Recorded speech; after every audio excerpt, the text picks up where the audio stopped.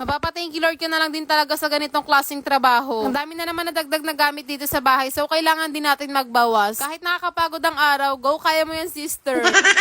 So, eto na naman tayo, maglilipat na naman ng mga gamit dito sa bahay. Actually, bukod sa paglilipat, magdi-dispose din ako. Dahil may nadagdag, malamang sa malamang, may bababawasan na rin tayo. Dito ko siya pinwesto dahil same sila ng color ng isa kong cabinet. At halos magkasing size rin sila, kaya perfect siya dyan. Alam kong puro cabinet na ako dito sa bahay at wala kayong pakialam dun. Charas!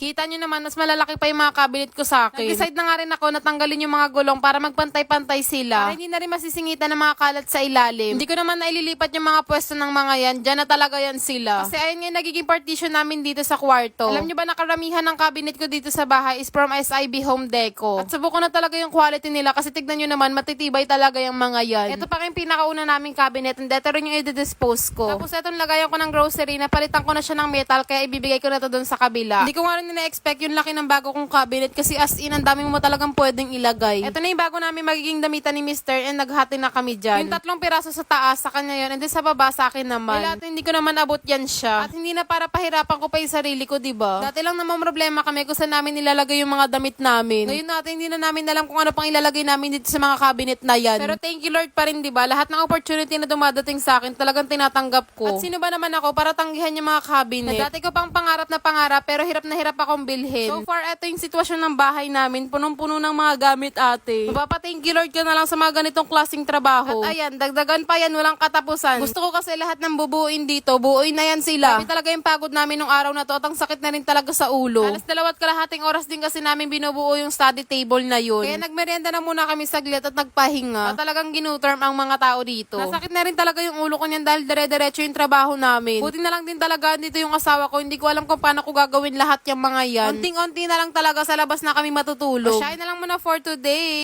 1,920. Nalo tayo ng higit 10,000. Eh guys, bago ako pinagkakalibangan ng laro at ito yung Paldo Plus. At kapag nakapag-register at cash in na kayo, andyan yung lahat ng laro. Ito yung favorite kong laro and itong Super Ace. Technique lang dyan, nagbabay bonus ako. And then, ayan, itong scatter na agad yung lalabas dyan. Ganun lang kadali. And paalala lang, bawal laruin ng mga bata. Laruin lang kapag may extrang pera. 1,600! Unang bigay ate, 1,600 agad. Sundan mo pa yan, 800. 960. 1,920. 200.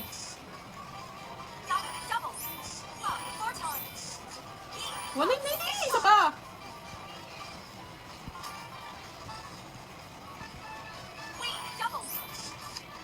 800. Isa pa. Sige lang, bibigay mo lang lahat. 600. 10 times. Oh, diba? Magkano yung panalo natin, B? Nanalo tayo ng higit 10,000. Kaya kung gusto mo rin, ilalagay ko sa comment section yung link.